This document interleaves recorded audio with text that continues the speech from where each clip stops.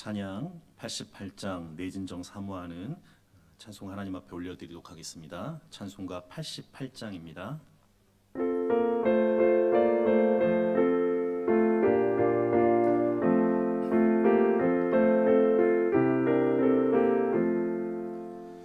내 진정 사모하는 친구가 되시는 구주 예수님은 아름다워라. 산 밑에 백화파요 빛나는 새벽별 주님 영원할 길 아주 없도다. 내 맘이 아플 적에 큰 위로 되시며 나 외로울 때 좋은 친구라. 주는 저 산 밑에 백화 빛나는 새벽별 이 땅 위에 비길 곳이 없도다. 내 맘의 모든 염려 이 세상 고락도 주님 항상 같이 하여 주시고 시험을 당할 때에 악마의 계교를 즉시 물리치사 나를 지키네.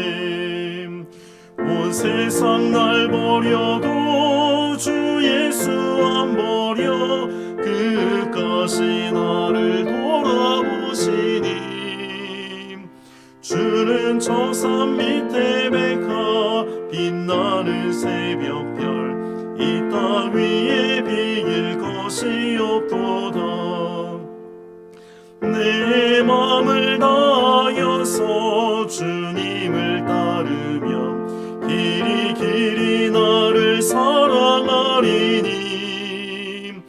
물불이 두렵잖고 장검도 겁없네. 주는 높은 산성 내 방패시라. 내 영혼 먹이시는 그 은혜 누리고 나 친히 주를 뵙기 원하네. 주는 저 산 밑에 백화 빛나는 새벽별 이 땅 위에 비길 것이 없도다.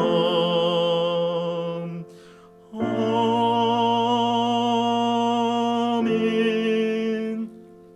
계속해서 찬송가 93장 하나님께 찬양드리겠습니다. 93장입니다.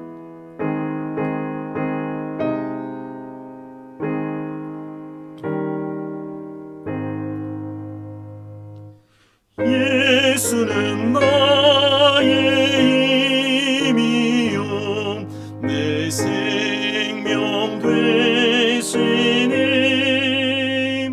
구주 예수 떠나 살면 죄 중에 빠지리.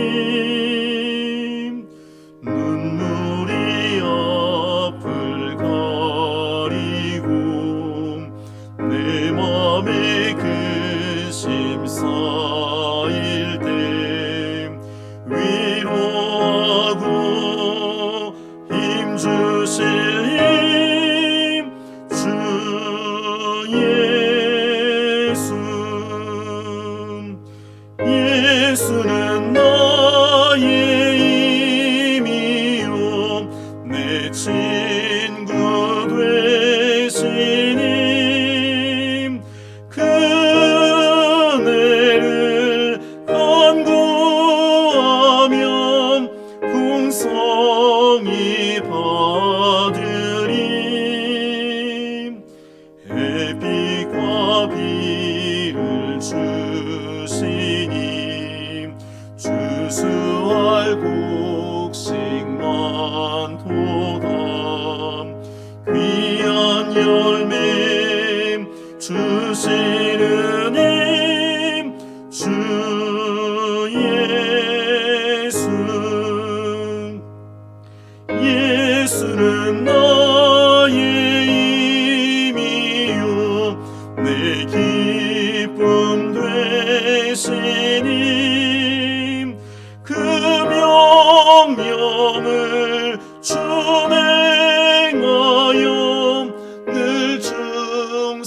명하겠네. 주여로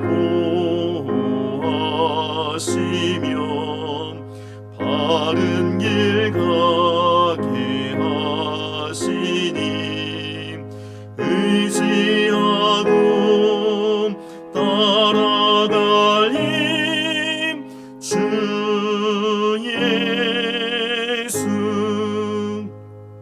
예수는 나의 힘이요 내 소망 되시니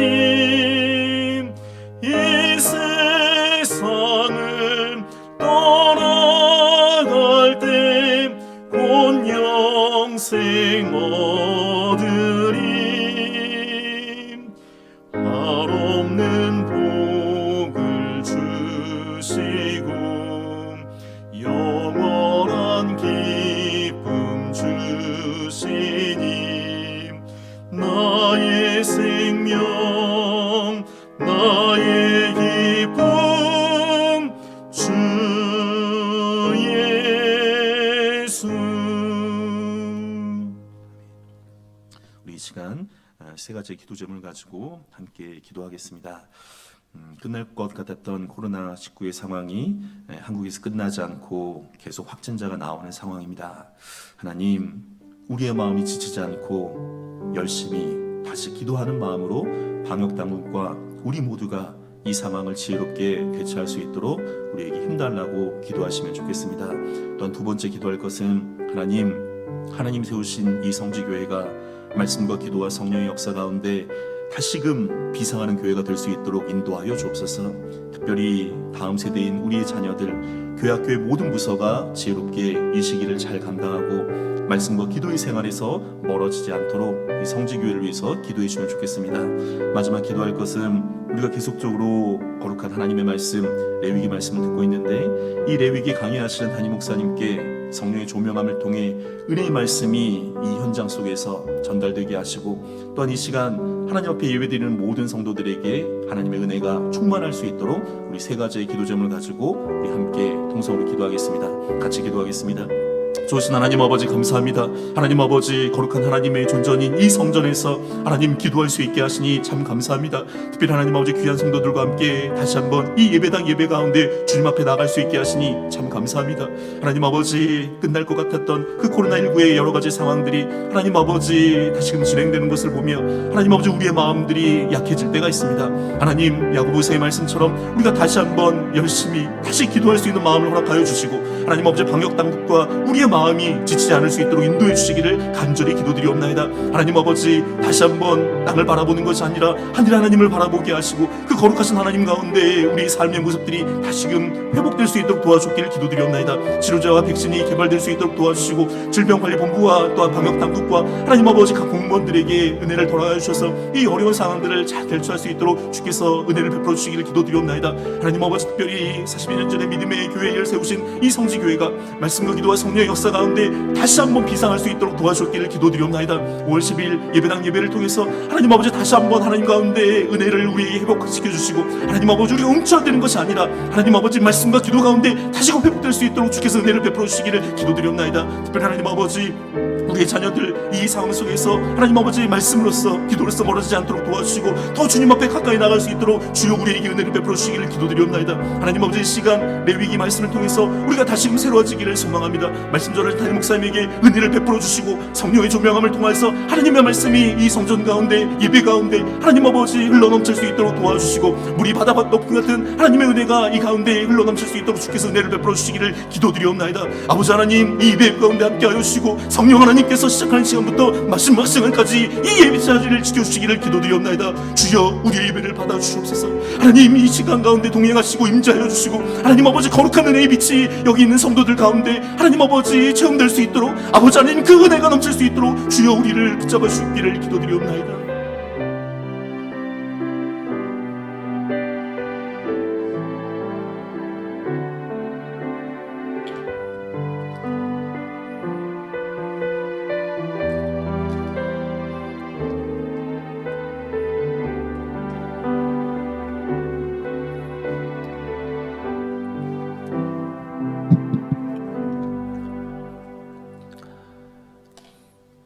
사도신경으로 우리의 신앙을 하나님 앞에 고백하겠습니다. 나는 전능하신 아버지 하나님 천지의 창조주를 믿습니다. 나는 그의 유일하신 아들 우리 주 예수 그리스도를 믿습니다.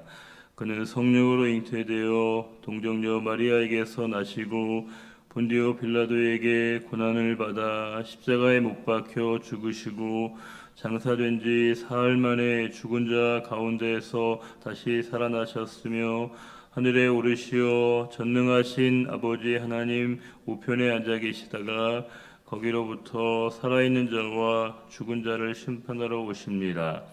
나는 성령을 믿으며 거룩한 공교회와 성도의 교제와 죄를 용서받는 것과 몸의 부활과 영생을 믿습니다. 아멘. 찬송가 435장입니다. 435장 부르신 이후에 우리 황성자 권사님 기도 인도하시겠습니다.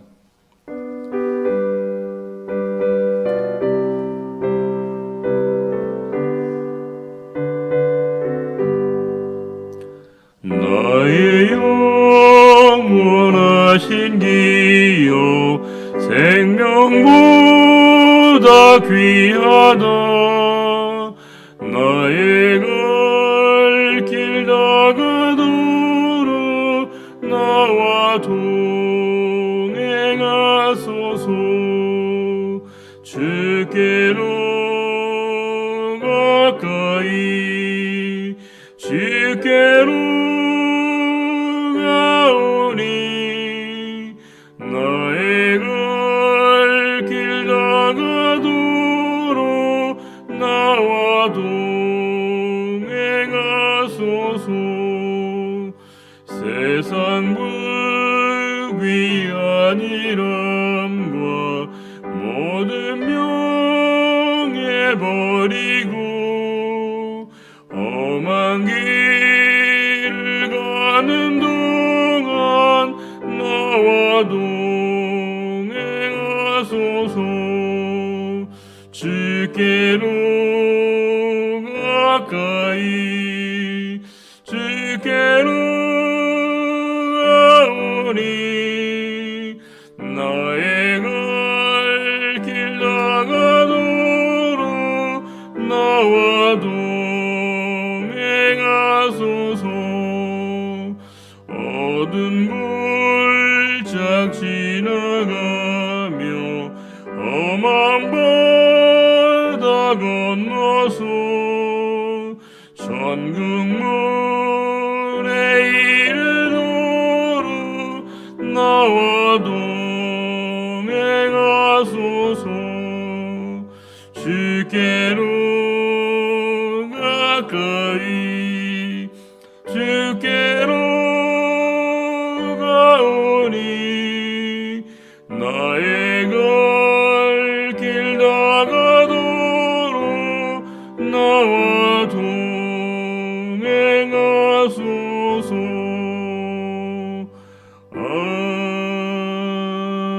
아멘.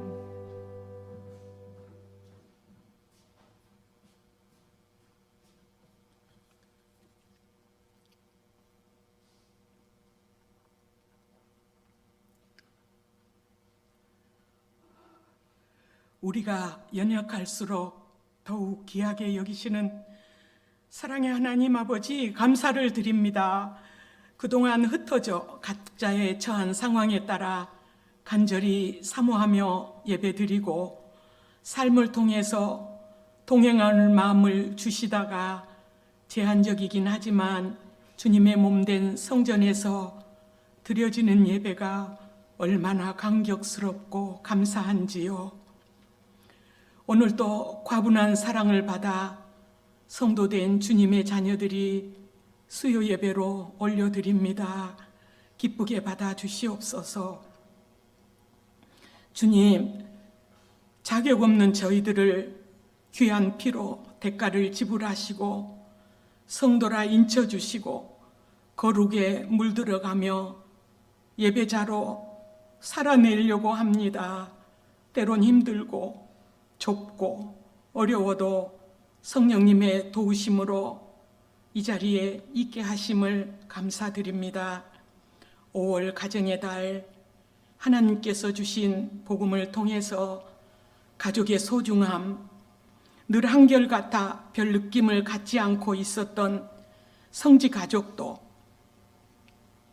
영상을 통해서 말씀 선포하신 목회자님들, 기도하시던 장로님들, 영상을 준비하신 손길들 이전보다 귀하게 여기며 소중한 공동체로 살아가게 하심을 감사하게 하옵소서. 코로나19로 어려움을 당하신 분들, 치료하시는 분들, 진두지휘하신 정부, 그리고 잘 따라주신 우리 국민들 모두 처음 겪는 길이었지만 반드시 이겨내야 하는 길에 서로 배려하게 하심을 감사했는데 또다시 확진자가 많이 생기는 어려움을 주님 불쌍히 여겨 주시옵소서. 이제 계속되는 레위기 말씀을 받습니다. 어렵게만 생각하고 반복되어 깊이 묵상하지 못하고 건너뛰기 쉬웠던 말씀이 그 속에 들어있는 기쁘신 하나님의 말씀을 읽으며 가랑비에 옷이 젖듯이 콩나물에 물이 그냥 흐르는 것 같아도 만난 콩나물이 되는 것처럼 때마다 시마다 생각나게 하시어 작은 것부터 변화되어 가는 걸 느끼며 옥토밭에 떨어진 씨와 같이 풍성한 열매가 있기를 소원합니다. 이제부터는 제 자리를 되찾는 수복의 예배가 성령님의 기름 부음이 넘치는 회복과 예배 그 자체가 놀라운 주님의 축복임을 한 목소리로 고백하길 바라며 쓰신 우리 목사님의 목회 서신에 힘을 얻게 하옵소서. 하나님 아버지, 우리 모든 삶 속에 아버지의 영광을 위해 간섭하시고 도우시고 인도함을 받아 기도가 응답되며 어떤 상황에서도 염려를 내려놓고 주인 대신 주님이 함께 계심을 믿고 승리하게 하옵소서. 참으로 슬프고 힘든 일을 겪은 가정, 주님의 위로와 성지 가족의 마음을 나눔으로 어서 속히 힘을 얻게 하옵소서. 우리의 인생이 야곱처럼 처음보다 갈수록 좋아지는 인생, 요셉처럼 처음에는 고난이 많지만 마무리가 너무나 아름다운 인생이 되길 소원하며 우리의 삶 속에 항상 하나님을 바라는 저희가 되기를 원하며 우리 주님 예수 그리스도의 이름으로 기도드리옵나이다. 아멘.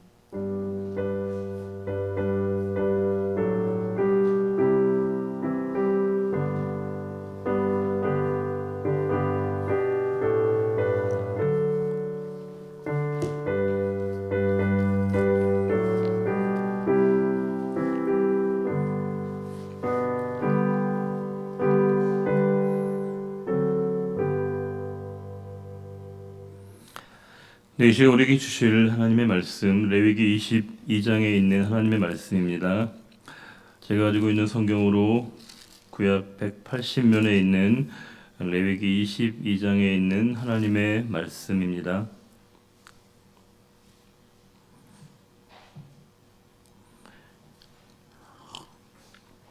제가 가지고 있는 성경으로 구약 180면에 있는 레위기 22장에 있는 하나님의 말씀을 저와 여러분이 함께 한 절씩 하나님 말씀을 교독하겠습니다. 제가 먼저 봉독하겠습니다. 여호와께서 모세에게 말씀하여 이르시되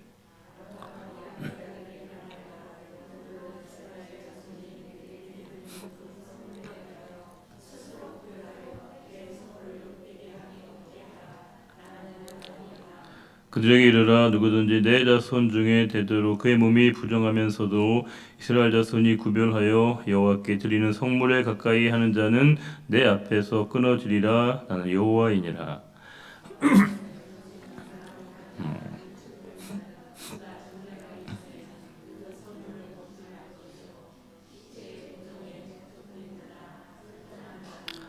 무릇 사람을 부정하게 하는 벌레에 접촉된 모든 사람과 무슨 부정이든지 사람을 더럽힐 만한 자에게 접촉된 자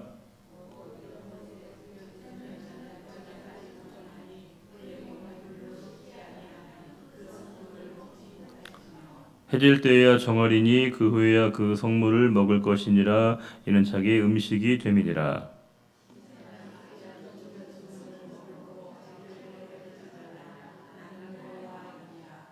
그들은 내 명령을 지킬 것이니라. 그것을 속되게 하면 그로 말미암아 죄를 짓고 그 가운데에서 죽을까 하노라. 나는 그들을 거룩하게 하는 여호와이니라.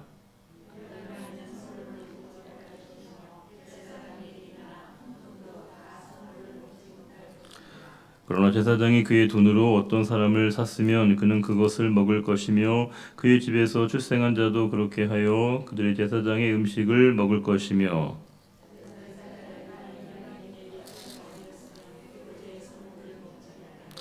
만일 그가 과부가 되든지 이혼을 당하든지 자식이 없이 그의 친정에 돌아와서 젊었을 때와 같으면 그는 그의 아버지의 목의 음식을 먹을 것이나 일반인은 먹지 못할 것이니라.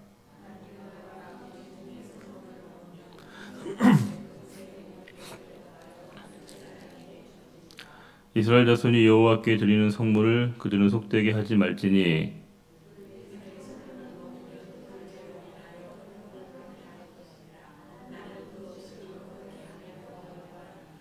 여호와께서 모세에게 말씀하여 이르시되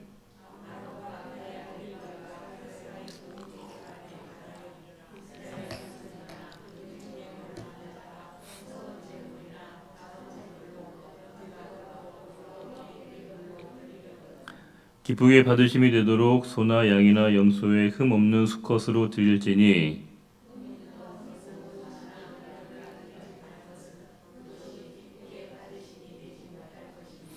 만일 누구든지 서원한 것을 갚으려 하든지 자의로 예물을 드리려 하여 소나 양으로 화목 제물을 여호와께 드리는 자는 기쁘게 받으심이 되도록 아무 흠이 없는 온전한 것으로 할지니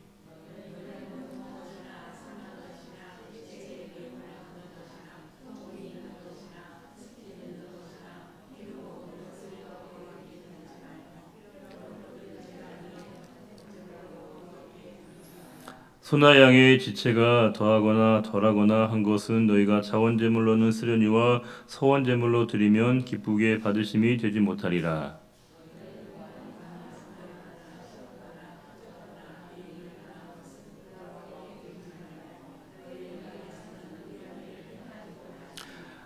너희는 외국인에게도 이것을 받아 너희 하나님의 음식으로 드리지 말라. 이는 결점이 있고 흠이 있는 것인즉 너희를 위하여 기쁘게 받으심이 되지 못할 것임이니라. 수소나 양이나 염소가 나거든 이래 동안 그것의 어미와 같이 있게 하라. 8째 날 이후로는 여호와께 화제로 예물을 드리면 기쁘게 받으심이 되리라.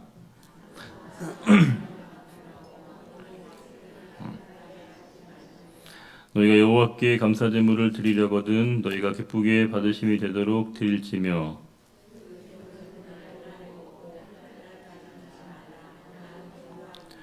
너희는 내 계명을 지키며 행하라. 나는 여호와이니라.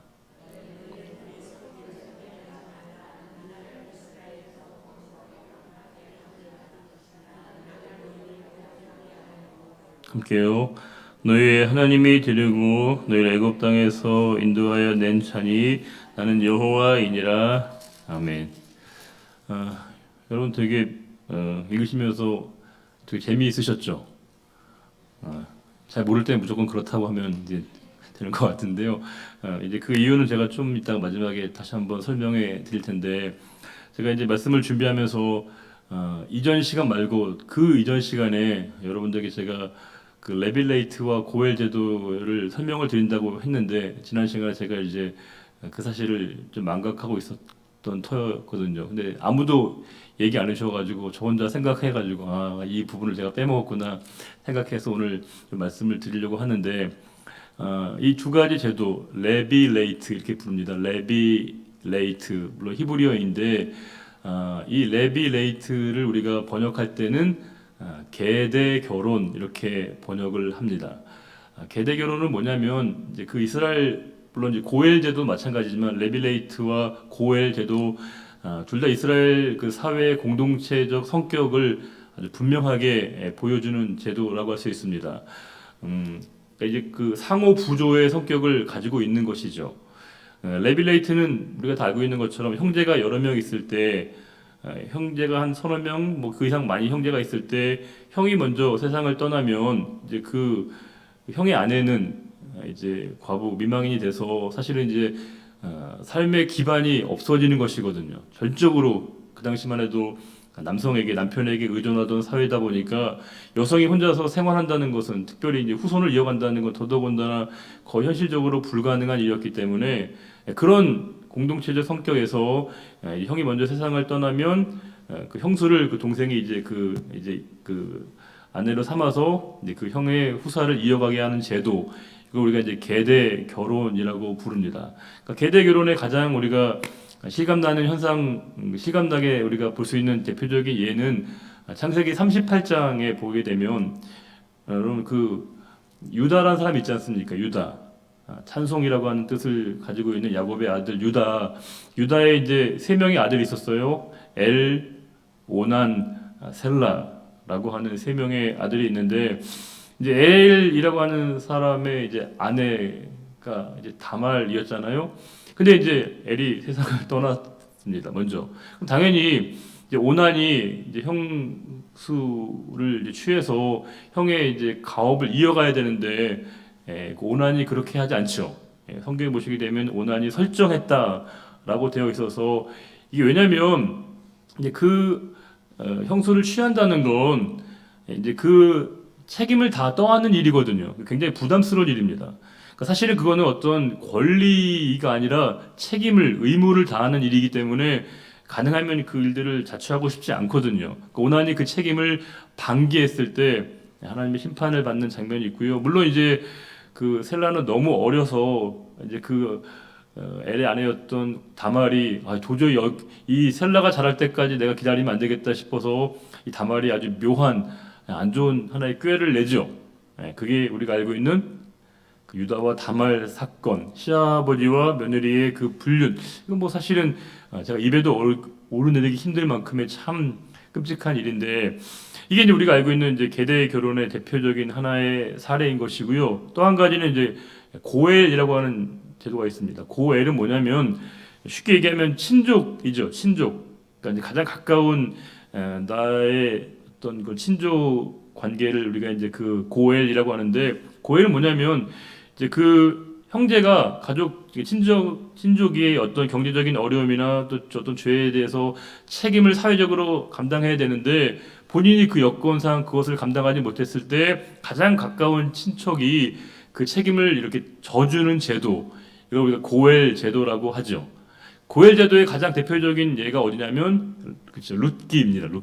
룻기에 보게 되면 룻이 그 기업 물을 자를 찾을 때 그 순위에서 물론 당연히 보아스가 1순위자는 아니었어요. 근데 첫 번째 기업 물을 자가 그 책임을 안 지죠. 근데 여기도 되게 재밌어요. 원래 그 책임을 져야 될 사람이 책임을 안 지게 되면 그 사람들은 또 하나의 그 사회적으로 낙인을 찍었습니다. 아이 저 책임을 다하지 않는 사람 이렇게. 근데 이렇게 얘기하지 않고 뭐라고 했다는 거예요?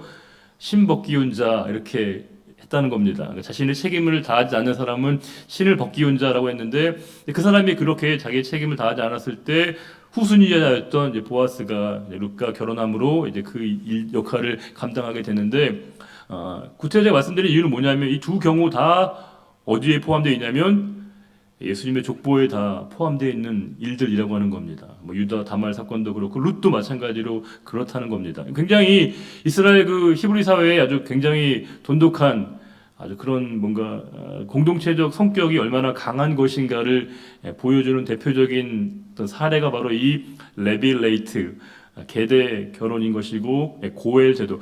고엘 제도는 레빌레이트는 보통 계대 결혼이라고 번역도 하긴 하는데 고엘 제도는 번역을 잘 하지 않더라고요. 그냥 고엘이라고 쓰는데 여러분들에게 다음에 제가 이렇게 설명을 드리면 여러분들이 아마 이제 잘 모르셔도 고개를 끄덕여 주시면 제가 이제 설명을 드렸구나. 뭐 모르면 다음에 한 번 더 하면 되죠, 여러분. 근데 이제 한 번 제대로 잘 정리하고 나면 그 다음에 굉장히 조금 더 그 덜 부담스럽고 성경을 볼 때도 훨씬 더 폭넓게 볼 수 있는 부분이 있어서 여러분들에게 좀 말씀을 드렸습니다. 여러분들도 한 가지 좀 질문을 던지고 오늘 이 레위기 말씀을 들어가려고 하는데, 여러분 신앙생활 하는 게 여러분 힘드세요? 힘이 안 드세요? 성도로 살아가는 게 여러분 힘이 들까요? 안 들까요? 아니면 그러면 또 한 가지 질문을, 성도로 살아가는 게 힘이 붙이세요? 괜찮으세요? 힘이 드는 것과 힘에 붙이는 건 조금 달라게 느껴지죠? 힘이 드는 건 어려움이 있지만 그래도 이거는 관리 가능한, 우리가 내가 어느 정도 할 수 있는 범위 내에서의 그런 상황인 것 같은데, 힘에 붙이는 건 내가 이게 뭔가 안 되는 거거든요. 이 어려움은 내가 스스로 극복하거나 감당하기 어려울 일인데, 사실은 우리가 성도로 살아간다는 것, 성민으로 살아간다는 건 물론 힘이 들 수 있습니다. 그러나 힘이 붙이는 수준이 되는 건 좀 다른 차원이라는 생각이 듭니다. 신앙생활은 힘이 들 수 있어요. 목사로 살아간다는 것 그렇게 쉬운 일은 아니죠. 그러나 이게 저에게 힘이 붙이면 저는 잘 이 일을 내일이라도 죄송하지만 그만둘 것 같거든요. 저한테 그렇게 힘든 일이면. 근데 힘이 들긴 하지만 힘에 붙이게 여겨지는 않는다는 겁니다. 그 이유가 뭘까를 보면, 왜 어떤 일이 우리에게 과도하게 힘을 쓰지만 힘에 붙이는 그 이유와 상황을 보게 되면 되게 저는 방향과 관련이 많다고 생각이 듭니다. 한번 우리가 이렇게 줄다리기를 한번 생각해 보세요. 줄다리기 양쪽에 이렇게 선을 긋고 상대편과 우리가 딱 있는데 똑같이 힘을 쓰는 상황이에요. 똑같이 힘을 쓰는 상황인데, 내가 같은 편과 같이 이렇게 내가 같은 편이어야 돼요. 같은 편인데 같은 편과 내가 같이 힘을 써야 내가 그 힘을 쓰는 보람도 있고 그 힘으로 결국 우리가 어떤 궁극적인 우리가 목표에 도달되게 되는데, 저는 신앙생활 할 때 우리가 가장 힘에 붙이는 지점이 뭐냐면, 하나님과 우리와 이 방향이 좀 다르면 서로 간에 이렇게 묘하게 씨름을 벌이다가 줄다리기를 하다가 힘겨워지는 경우가 많은 것 같습니다. 그러니까 신앙생활이 우리에게 힘이 들지만 그 힘이 보람이자 의미로 다가올 수 있는 이유는 하나님과 내가 같은 방향에 서야 하는 것입니다. 내가 하나님이 서 계신 그 자리에 내가 서야 되는 것이고, 하나님이 계신 곳에 내가 서야 되는 것이죠. 그러니까 우리가 하나님을 사랑한다는 것, 또 하나님의 사랑받는다는 것을 여러 가지 용어로 지금 저희가 정리하지 않습니까? 거룩하다는 건 제가 지난 주간에 하나님의 사랑과 관련지어서 말씀을 드렸어요. 우리가 하나님을 사랑한다는 것, 하나님의 사랑받는다는 것에 여러 가지 정의가 있지만, 저는 그 가운데 하나가 뭐냐면 우리가 해야 될 일들을 하고 싶은 마음을 갖게 하는 것, 이게 사랑이라고 생각하거든요. 우리가 성도로 사랑한다는 건 해야만 되는 일이 있어요. 그러나 그 해야만 되는 일이 우리에게 하고 싶어지는 일들로 바뀌어가는 것이죠. 예배는 마찬가지 대표적인 겁니다. 예배는 성도는 예배를 드려야 됩니다. 예배하지 않는 사람은 성도일 수 없는 것이죠. 근데 우리가 예배를 드려야 된다라고 하는 그 규범, 당위, 책임 해야 된다는 거 필요하지만, 그 차원에만 머무르면 힘이 붙여요. 왜 이렇게 예배가 많아? 왜 이렇게 예배 또 드려? 이렇게 주일 지났는데 벌써 수요일이라고 이렇게 생각하기 쉽다는 겁니다. 그런데 우리가 하나님과 같은 방향에 있게 되면요, 그 해야만 되는 일들이 하고 싶어지는 일들로 경험됩니다. 지난 주일에 이제 오랜만에 예배가 재개되니까 어쨌든 평소에는 방송이지만 한 번 예배를 드렸고, 그날은 제가 3번 이상 예배를 드리는데, 근데 정말 저한테 묘하게 이제 원래 주일 되면은 토요일 날에 조금 더 여러 가지로 신경 쓸 게 있잖아요.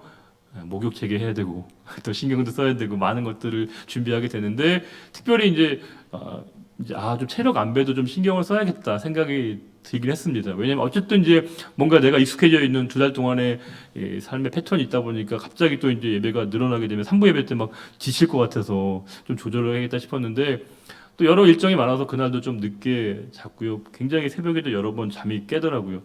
이 잠이 깨는 게 뭘까 이렇게 싶었는데, 저는 되게 긴장을 해서 그렇다고 생각했는데, 그건 좀 긴장과는 좀 다른 느낌이었습니다. 그건 전 설렘이라고 표현하고 싶어요. 예배에 대한 설렘. 이게 그럼 제가 예배를 뭐 한두 번 드린 것도 아니지 않습니까? 뭐 오늘 매번 예배를 드리고 있는데 그 예배에 대한 그 설렘, 사모함이 있어서 아주 일찍 잠에서 깼고요. 당연히 교회 나와서 예배를 하루 종일 준비하고 계속 예배를 이렇게 섬겨갔는데, 물론 시간마다 집중해야 되니까 쉬운 일은 아닙니다. 그런데 힘이 들지만 힘이 붙이지 않았습니다. 오히려 제가 힘을 이렇게 받는 은혜를 경험하게 되는 순간이었다는 겁니다. 그 이유가 뭘까를 스스로 계속 생각해 보면 하나님이 기뻐하시는 그 일이 감사하게도 저의 기쁨이 되었다는 겁니다. 하나님이 원하시는 그 일이 저에게도 원함이 되었다는 것이죠. 우리가 교회에서 자꾸 누군가를 봉사하고 섬겨야 된다라고 하는 얘기만 계속하면 이거 굉장히 우리에게 어렵습니다.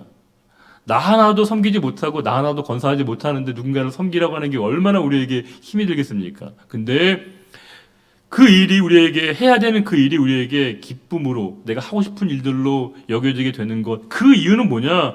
하나님의 그 사랑이 우리에게 부어질 때 여러 가지로 표현할 수 있어요. 그럼 은혜, 자비, 긍휼 여러 가지로 표현할 수 있지만 그 하나님의 사랑이 우리에게 이렇게 채워지는 그 경험이 있을 때 그 해야만 되는 일들이 우리에게 하고 싶은 일들로 경험되죠. 그래서 저는 예배를 드릴 때마다 뭔가 제가 이렇게 회복되어지는 경험을 이제 하게 됩니다.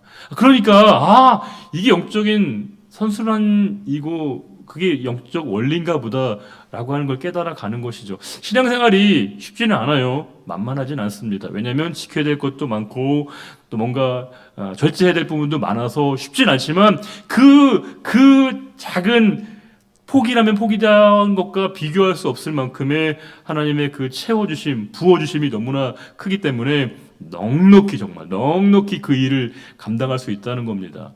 우리가 성도는 세상에서 승리해야 된다. 우리가 승리는 우리가 어떤 이 대결에서 우리가 내가 원하는 그 방향으로 그 삶의 상황들을 이끌어가고 전개하게 만드는 게 아니죠. 궁극적으로 내 삶에서 승리한다는 것, 내가 결국 하나님의 편에 선다는 걸 의미하는 겁니다. 내가 어떠한 상황에서도 하나님의 편에 서는 자는요, 승리하는 거예요. 때론 그것이 내가 원하는 일이 아닌 것처럼 보인다고 하더라도. 그러니까 우리는 늘 승리라고 생각하면 내가 정하고 있는 어떤 결과에 대한 그림이 있어요. 이렇게 돼야 되고 그 그림대로 되어지는 게 우리가 승리라고 생각하는데 성도의 승리는 그런 게 아닙니다. 내가 지금 하나님 편에 있으냐 그렇지 않느냐로 이 승리를 좌우하게 되는데, 그러니까 우리가 하나님의 승리를 믿는다면, 예수 그리스도의 승리를 믿는다면 내가 하나님의 편이라고 하는 것을, 하나님께 속한 자임을 깨닫게 되어지게 되고 그분과 함께 세상과의 이 관계 속에서 이 끊임없이 하나님 편에 서서 이 줄을 당길 수 있는 사람, 그것이 저는 성도라고 믿는 것이고요. 그 거룩의 요체는 바로 거기에 있습니다. 그러니까 우리가 거룩해지려고 했으면요 힘들어서 못 삽니다. 진짜 어렵습니다. 그러나 하나님 우리에게 거룩을 계속 말씀하시지만 그 거룩의 가장 핵심에는 내가 너를 이렇게까지 사랑해 라고 말씀하시는 그분의 뜻이 이 말씀 가운데 이렇게 잘 녹아 있다는 겁니다. 자, 22장 1절 보겠습니다. 여호와께서 모세에게 말씀하여 이르시되, 이 표현이 나오면 새로운 국면, 새로운 단락이 시작됨을 늘 표현하는 것인데요.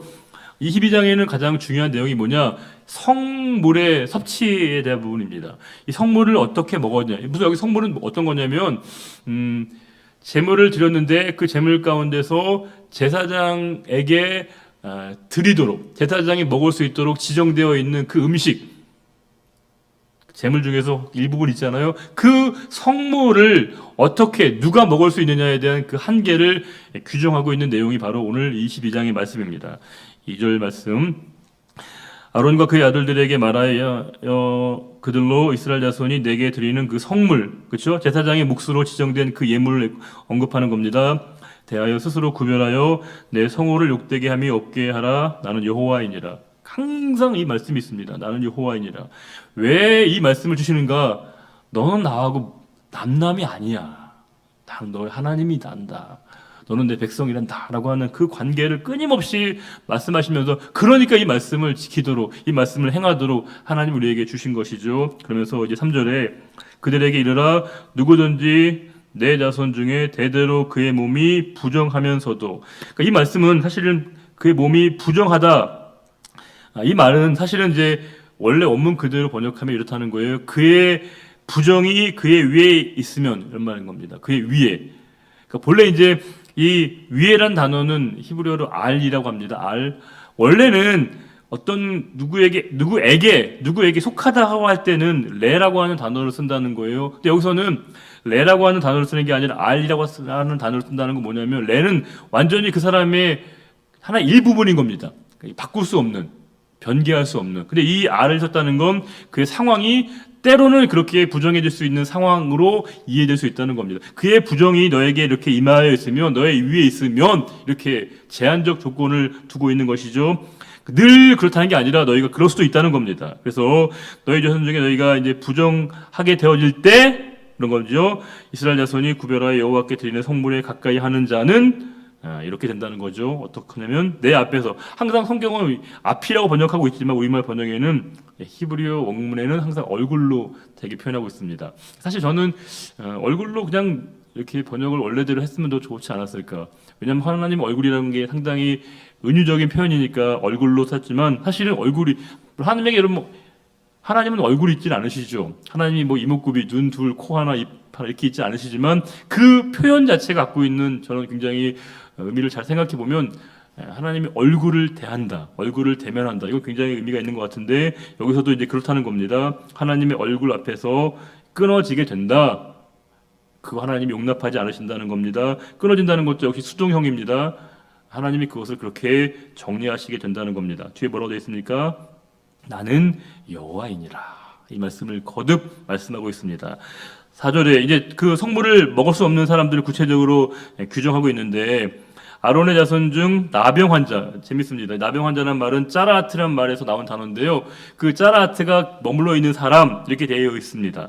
수동형 분사로 되어 있는데 그렇게 한 번이 아니라 계속적으로 그 짜라아트 상태에 있는 사람을 얘기하는 겁니다. 그 나병 환자, 유출병자는 그가 정결하기 전에는 그 성물을 먹지 말 것이요. 다른 말로 얘기가 뭐예요? 그것이 그에게 이게 이런 상태가 덮여 있으면 안 된다는 겁니다. 이거는 종신이 아니죠. 항구적인 게 아니에요. 그것이 달라지면 다시 그가 성물을 먹을 수 있는 자격이 그에게 주어진다는 것을, 제한적 조건이라는 것을 이야기해 주고 있습니다. 또 한 가지는 뭐냐면 시체에 부정에 접촉된 자나 설정한 자 안 된다는 겁니다. 또 무릇 사람을 부정하게 하는 벌레. 사실은 이 벌레라고 되어 있는데 원문에는 그냥 떼를 지어 다니는 거 이렇게 되어 있다는 거예요. 벌레들이 주로 떼를 지어 다녀서 그런지는 모르겠으나 조금 이렇게 우리나라 번역엔 의역을 했는데 때를 지어 다니는 하여튼 그것에 접촉된 모든 사람과 무슨 부정이든지 사람을 더럽힐 만한 것에게 접촉된 자, 또 6절에 이런 것에 접촉된 자, 즉 이 4절, 5절, 6절에 언급된 이런 상황에 해당되는 자들은 언제까지예요? 저녁까지. 여기서 까지란 말이 아드인데 아드는 뭐냐면 바로 그때까지, 그 시점까지. 다른 말로 얘기하면 그 시점 이후에는 그게 달라질 수 있다는 겁니다. 딱 그때까지, 저녁 바로 그 시점까지 너희가 부정하게 된다는 것이고, 이제 다시금 그 성물을 먹을 수 있으려면 그의 몸을 물로 씻어내야 되는 것이죠. 그의 몸을 물로 씻지 아니하면 여기서 이제 그러니까 이제 키임이라고 하는 단어가 있는데 뭐뭇을 제외하고 이런 겁니다. 그러니까 이런 것을 제외하고는 그 성물을 먹지 못한다는 건 뭐냐면 이 상황이 제거되면 그 성물을 먹을 수 있게 된다는 겁니다. 7절에 해 질 때야, 이것도 해가 완전히 넘어간 상태를 얘기합니다. 해가 완전히 넘어가게 되면 그때는 뭐 한다는 거예요? 정해져서 그 후에는 뭐예요? 성물을 먹을 수 있다는 겁니다. 이건 자기 음식이 된다는 겁니다. 8절에 시체나, 여기서 시체는 자연사한 겁니다. 누가 이렇게 죽인 게 아니라 자연사하게 되어 있는 그 짐승이나 찢겨 죽은 짐승을 먹음으로 자기를 더럽히지 말라. 역시 뭐라고 되어 있습니까? 나는 여호와이니라. 이 말씀이 계속 거듭 반복되고 있다는 겁니다. 그 사실을 상기시키는 거죠. 그냥 아무런 의미 없이 그냥 계명만 턱 하고 준 게 아니라 내가 이 말씀을 주는, 이 계명을 주는 주체가 누구이신가를 계속적으로 설명해 주고 있습니다. 이게 굉장히 중요한 거죠. 이 균형. 우리 신앙생활할 때 우리가 우리가 뭐 직분이든지 섬김이든지 예배든지 우리가 공적 사역에서 많은 일들이 있는데 그 모든 일들을 우리가 하나님과의 이 관계로 이어가지 않으면요, 자꾸 그 일이 우리에게 건조하게 됩니다. 드라이하게 되죠.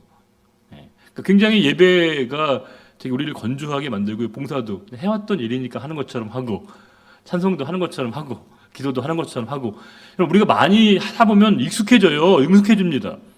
설교자도 여러분 이 자리에 서면 어느 정도 이제 익숙해지고 있습니다. 근데 익숙해지는 게 이게 꼭 옳은 게 아니거든요. 내가 서 있는 그 자리에서 얼마나 내가 하나님과의 유기적인 관련과 관계를 맺고 있느냐가 중요하다는 겁니다. 그러니까 내가 항상 서 있는 그 자리에서 내가 봉사를 하든 섬김을 하든 예배를 하든 찬송을 하든 기도를 하든 내가 서 있는 그 자리에서 내가 누구 앞에서 누구와 함께 그 일들을 하고 있냐를 인식하는 건 굉장히 중요한 거죠. 아, 나는 하나님이라고 하는 그분 앞에서 행하는 것이구나. 그분과의 관계 속에서 이루어지는 것이구나라고 하는 것을 우리가 인식하게 될 때 그 일들을 우리가 겸손하게 또 겸허하게 또 자원함으로 그 일들을 감당할 수 있습니다. 9절도 읽어볼까요? 같이 한번 읽어볼까요? 그들은 내 명령을 지킬 것이니라. 그것을 속되게 하면 그로 말미암아 죄를 짓고 그 가운데서 죽을까 하노라. 나는 그들을 거룩하게 하는 여호와니라. 여기 재밌는 건 이 명령이란 단어가 미쉬메레트입니다. 미쉬메레트. 원래 이제 미쉬메레트란 말은 사마르라고 하는 단어에 나왔다는 거예요. 사마르. 이 사마르가 뭐냐면 지키다라는 뜻이거든요. 그러니까 원래 명령이란 말 자체 안에 이미 지키다는 게 포함되어 있습니다. 그러니까 이미 어떻게 보면 그냥 그들은 내 이 말을 지키면 된다. 혹은 하나님의 말들을 행하면 된다라고 한 번만 쓰면 되겠는데 어찌 보면 중복해서 쓰심으로 말미암아 그 내용을 확정적으로 더욱더 강조하고 있음을 우리에게 알게 하신다는 겁니다. 그러면서 여기서 그것을 속되게 하면 그로 말미암아 죄를 짓고 그 가운데 죽을까 하노라. 여러분 이 죽을까 이게 우리에게 어감은 어떤 느낌이에요? 죽을 수도 있겠구나 이 정도로 이해되지만 원문은 그렇지 않습니다. 반드시 죽는다는 겁니다. 이거 확정적인 겁니다. 그러니까 우리 번역에서의 약간 좀 유보적인 뜻이 아니라 확정적으로 죽을 수 있다. 죽게 된다는 겁니다. 그러면서 역시 마지막에 나는 그들을 거룩하게 하는 여호와이니라. 이 사실을 다시 한번 분명하게 말씀하고 있습니다. 하나님 없으면 아무것도 아닌 겁니다. 하나님과의 관계 속에 행하지 않는 모든 건 아무 의미도 없는 거예요. 예배가 묵도를 시작했고요. 또 찬송을 부르고 또 기도를 하고 헌금을 하고 찬양대가 있고 악기가 있고 목사가 설교를 하고 다 이루어져 있지만 모든 순서가 완벽하게 예배의 순서대로 진행했다고 그 예배가 되는 게 아니거든요. 그곳에 하나님의 임재가 있어야 되죠. 그게 없으면 아무것도 아닌 겁니다. 우리 순서를 지키는 게 아니거든요. 말씀을 지키는 것이고요. 말씀으로 우리가 행함대로 우리의 믿음을 고백하는 이 일들이 우리에게 늘 필요한 것이어야 되는 것이고 하나님은 그 사실로 말미암아 거룩하신 하나님의 앞에서 그분의 임재 앞에 두렵고 떨림으로 그분을 예배하고 섬기고 나아가도록 우리를 부르고 계시다는 겁니다. 다시금 이제 그 성물을 먹을 수 없는 사람들 또 먹을 수 있는 사람들의 규정 가운데 10절에 일반인은 성물을 먹지 못할 것이며 혹시 이 번역 개역 개정판 말고 옛날 번역 갖고 계신 분 계세요? 개역 한글판 혹시? 그렇죠. 제가 또 무리한 요구를 하고 있죠. 예전의 번역에 이 말을 외국인이라고 번역했습니다. 외국인. 근데 사실 그것도 적절한 번역이 아닙니다. 이 자르라고 하는 말은 뭐냐면 멀어지다, 떠나다 이런 말이 낯선 사람입니다. 쉽게 얘기하면 이 말에서 강조하고 있는 건 뭐냐면요. 결국 이 내용은 성물을 먹을 수 있는 사람의 자격 한도를 정하는 거잖아요. 그러니까 쉽게 얘기하면 성물을 먹을 수 없는 사람은 낯선 사람, 멀어져 있는 사람, 여기서 떠난 사람은 먹을 수 없다는 겁니다. 일반이라고 하는 의미는 그냥 우리가 지나가고 있는 필부를 얘기하는 게 아니라 그렇게 사실 제가 이거 마지막에 질문을 던지려고 했는데 이 이스라엘 공동체의 제사장 안에 이 범주 안에 있지 않는 사람을 얘기하는 겁니다. 여러분 다시 한번 제가 마지막에 질문 던져볼게요. 이걸 제가 말했다는 거 잊어버리시고 잠깐. 그러니까 이게 뭐냐면 어떤 사람이 그러니까 이 성물을 먹을 수 있고 먹을 수 없는 사람의 기준을 하나님 분명히 말씀하시는데 그 가장 중요한 기준이 뭐냐? 제가 이 질문을 원래 하려고 했었거든요. 마지막에. 여러분 제가 이제 문제도 알려드린 거잖아요. 이제 마지막에 여러분들 여기에 답을 좀 이따가 해주시면 됩니다. 자, 일반인 즉 제사장의 가문에 이 범주 안에 있지 않는 사람은 성물을 먹지 못할 것이고 제사장의 객이나 품꾼도 다 성물을 먹지 못할 것이다 라고 되어 있습니다. 이 사람들은 먹을 수 없는 사람들이에요. 그래서 11절에 그러나 제사장이 그의 돈으로 어떤 사람을 샀으면 그는 그것을 먹을 것이며 그의 집에서 출생한 자도 그렇게 하여 그들이 제사장의 음식을 먹을 것이며 여기서 먹다는 말은 참여를 의미하는 겁니다. 이론으로 인정을 받는 것이죠. 반면에 또 12절에 제사장의 딸이 일반인, 그냥 일반인이라는 게 아니라 뭐예요? 제사장의 집안에 속해 있지 않는 누군가, 그 사람을 얘기하는 겁니다. 그 사람의 집안에 출가했으면, 결혼에 떠났으면 어떻게 된다는 거예요? 거제의 성물을 먹을 수 없다는 겁니다. 그렇죠? 왜겠어요? 이 딸은 이제 이 집안 사람이 아니라는 의미겠죠. 자, 그다음에 13절에 만약 그가 근데 또 하나 반면에 그가 과부가 되든지 이혼을 당하든지 자식이 없이 그의 친정에 돌아와서 젊었을 때와 같으면 그는 그의 아버지 목회 음식을 뭐예요? 먹을 것이지만 그 딸은 다시 먹을 수 있어요. 원래 상태대로 다시 신분이 바뀌어 있으니까. 그런데 누구를 만든다는 거예요? 그렇죠. 그 일반인, 그 자르, 그 사람은 먹을 수 없다는 겁니다. 14절에 만일 누가 부지 중, 이 부지란 말은 실수입니다. 실수하는 가운데 그 성물을 먹게 되면 그 성물의 5분의 1을 더하여 제사장에게 주게 되어 있습니다. 그리고 15절 읽어볼까요? 이스라엘 자손이 여호와께 드리는 성물을 그들은 속되게 하지 말지니 그들이 성물을 먹으면 그 죄로 인하여 형벌을 받게 할 것이니라. 나는 그 음식을 거룩하게 하는 여호와이니라. 여기서 거룩하게 하다는 말이 분사형으로 되어 있습니다. 한 번에 거룩이 아니라 지속적이고 반복적이고 연속적으로. 그러니까 거룩한 척하는 거 사람도 가능해요. 바리새인들이 그랬잖아요. 거룩해 보이려고 하는 척 했던 것. 그러나 진짜 거룩은 하나님만이 우리에게 거룩하게 만들어 주시는 겁니다. 자, 그러면 여러분 아까 제가 드렸던 질문 다시 한번 드리면, 자, 그러면 이 성물을 먹을 수 있는 사람의 조건, 또 먹지 못하는 사람의 조건의 가장 중요한 이 어떤 그 한계 규정은 뭘까요? 그 기준점 뭘로 삼는 걸까요? 뭘로, 어떤 걸로? 나이, 성별, 뭘까요? 집안, 형편, 뭘까요, 여러분? 소속입니다. 소속. 제사장의 가문에 소속된 자에게 하나님이 성물을 먹을 수 있게 하셨다는 겁니다. 그러니까 뭐 심지어는 종도 마찬가지, 종도 먹을 수 있어요. 왜요? 제사장의 가정에 이렇게 그 소속이 되면 먹을 수 있다는 겁니다. 이걸 원리로 보셔야 돼요. 신앙적인 원리로. 제사장을 우리가 자꾸 너무 이렇게 하나의 추상적인 대상으로 생각하니까 우리가 자꾸 감이 안 오는데, 저는 제사장을 자꾸 오늘의 우리의 성도로 자꾸 치환시켜야 됩니다. 그러니까 제사장이 일부 목회자들이나 영적 소위 지도자들로 평가되는 그분들에게만 사용되는 전유물이 아닙니다. 전용어가 아니에요. 우리 모든 성도가 다 제사장이잖아요. 우리가 이미 신약적 선언에 따르게 되면. 자, 그러면 우리가 제사장으로서의 성도의 이 직분과 본분을 생각할 때 우리에게 가장 중요한 건 뭐냐? 아까 고난도 기도하신 것처럼 예배이거든요. 예배 공동체에 우리가 서는 것. 그러니까 우리가 여러분 예배 드려지는 가장 중요한 기준이 뭐냐? 이 성물을 먹는다는 건 예배 공동체로서 하나님이 참여하게 하신다는 의미인데, 이 참여의 의미가 가장 우리에게 분명하게 이게 확인되어지는 요건은 뭐냐면요, 나이 아니라는 거예요. 나이 아닙니다. 어리다고 하나님이 예배 못 받으시는 거 아니고요. 언제나 몇십 년 동안 내가 예배했다고 그 예배가 꼭 예배가 되는 건 아니라는 거예요. 성별도 중요하지 않습니다. 그 사람의 가정 형편도 중요하지 않습니다. 가장 중요한 건 뭐예요? 그가 예배자로서 하나님의 편에 서 있느냐가 중요한 것이죠. 그러니까 하나님이 우리에게 예배를 허락하시고 예배를 받으셨다는 건 너무너무 감사한 일입니다. 왜냐하면 우리를 하나님의 편으로, 하나님의 소속으로 우리를 삼아주셨다는 인침이거든요. 예배자로서 우리가 가장 감격스러운 건 뭐냐면, 하나님이 우리를 하나님의 것으로, 하나님의 소속으로, 하나님의 어떤 그런 그 품 안에 우리를 이렇게 안아주시고 품어줬다라고 하는 놀라운 선언이 그 가운데 담겨 있습니다. 그래서 우리가 예배자로 선다는 건 너무너무 감사한 일이죠.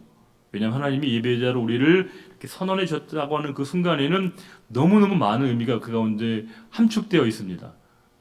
우리의 길, 우리의 삶, 우리의 고민, 우리의 눈물, 아픔, 기쁨, 그 모든 것에 하나님의 뜻을 다 이렇게 하나님이 이렇게 담아주신다는 표현이 담겨 있는 것이거든요. 우리가 12절에 거제의 성물이라고 하는 표현이 있는데, 제사장의 몫이라고 우리가 규정되어 있는 몇몇 구절들이 있는데 같이 한번 좀 찾아볼까요? 7장 14절 말씀 한번 7장 14절 말씀 같이 읽어볼까요? 그 전체 예물 중에서 하나씩 여호와께 거제로 드리고 그것을 화목제의 피를 뿌린 제사장들에게로 돌려지니라. 거제 중에서 이 부분은 제사장들에게 돌릴 수 있다라고 하는 것이고요. 32절 해볼까요? 또 32절 7장 32절 보시게 되면 읽어보겠습니다. 또 너희는 그 화목제물의 오른쪽 뒷다리를 제사장에게 주어 거제를 삼을지니. 역시 또 제사장에게 주는 그 몫인 것이고요. 또 34절도 볼까요? 34절 읽어보겠습니다. 내가 이스라엘 자손의 화목제물 중에서 그 흔든 가슴과 든 뒷다리를 가져다가 제사장 아론과 그의 자손에게 주었나니 이는 이스라엘 자손에게서 받을 영원한 소득이니라. 한 군데만 더 보겠습니다. 10장 14절 말씀. 10장 14절 말씀 같이 읽어볼까요? 흔든 가슴과 들어올린 뒷다리는 너와 내 자손과 너와 함께 정결한 곳에서 먹을지니 이는 이스라엘 자손의 화목제물 중에서 내 소득과 내 아들들의 소득으로 주신 것임이니라. 이런 것들을 다 합쳐서 뭐라고 한다는 거예요? 오늘 말씀은 성물이고요. 이 성물을 먹을 수 있는 사람들의 자격 요건을 이렇게 하나하나 쭉 설명하고 있습니다. 가장 감사한 건 여호와께 드리는 제사에서 여호와를 위하는 제사로 이렇게 바뀌어가는 것이죠. 그 제사라고 하는 게 하나님께 드려야 된다라고 하는 하나의 그냥 단순하게 지시적인 의미만을 이렇게 표현했다면 이 제사는 결국 하나님을 위해서 드리는 것이어야 된다. 하나님의 그 제사의 일들 가운데 하나님의 백성들을 이렇게 담아주시고 품어주시고 그 자리에 이렇게 세워주셨다는 게 얼마나 큰 은혜였던가를 다시 한번 깨닫게 하는 말씀이라고 생각이 듭니다. 다시 한번 여러분들과 제가 이 은혜가 얼마나 큰 것인가를 예배 가운데 누리게 되시길 바라고요. 우리 15절과 16절 같이 한번 읽고 오늘 말씀 마치겠습니다. 이스라엘 자손이 여호와께 드리는 성물을 그들은 속되게 하지 말지니 그들이 성물을 먹으면 그 죄로 인하여 형벌을 받게 할 것이니라. 나는 그 음식을 거룩하게 하는 여호와이니라. 아멘. 하나님 아버지, 은혜의 자리에, 예배의 자리에 저희들을 불러주심을 참으로 감사합니다. 이 예배가 우리의 선택과 우리의 결정이 아니라 하나님의 놀라운 사랑과 은혜였음을 다시금 예배 가운데 알게 하시고 깨닫게 하시고 예배를 누리도록, 예배를 참여하도록 저희들을 부르신 것 너무 감사드립니다. 이 예배가 온전히 저희들을 회복해 하는 자리가 되기를 원합니다. 다시금 우리가 이 예배를 더욱더 수복하고 회복해 나가는 우리의 삶이 되기를 원합니다.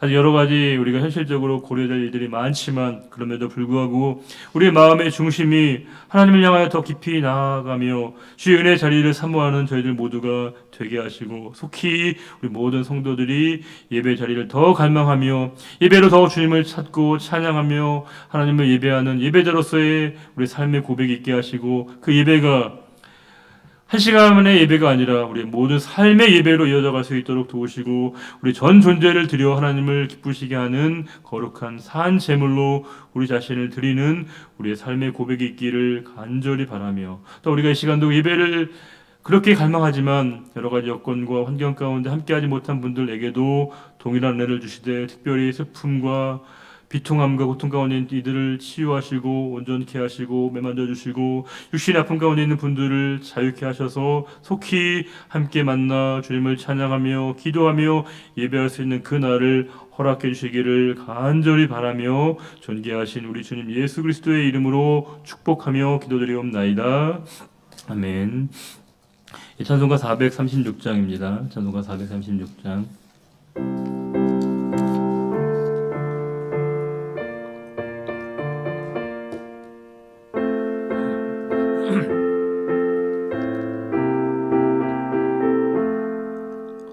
나 이제 주님의 새 생명 얻으며 옛 것은 지나고 새 삶이로다.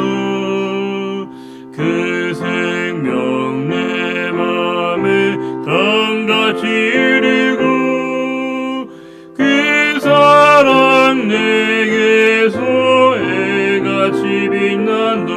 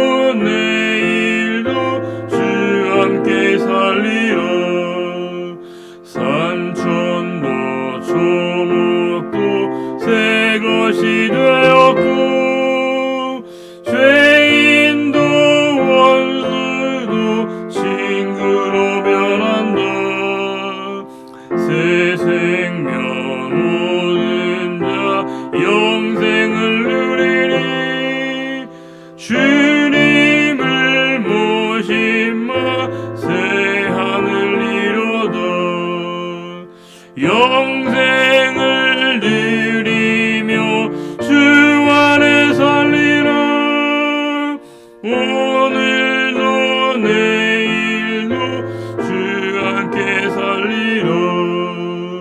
주 따라가는 길로 마고 멀어도 찬송을 부르며 뒤따라가리라.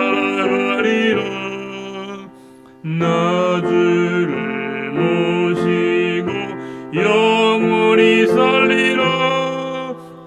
날마다 섬기며 주와 함께 살리라. 영생을 누리며 주 안에 살리라. 오늘도 내일도 주와 함께 살리라. 이제는 우리 주 예수 그리스도의 은혜와 하나님 아버지의 크고 놀라우신 그 사랑과 성령의 인도교통 충만케 하심이 온전한 예배자로서 더욱더 하나님이 기뻐하시는 그 믿음의 자리, 소망의 자리, 사랑의 자리에 서기로 다짐하는 우리의 거룩한 결단 그 고백 위에 이제로부터 영원히 함께 하시기를 간절히 축원하옵나이다. 아멘.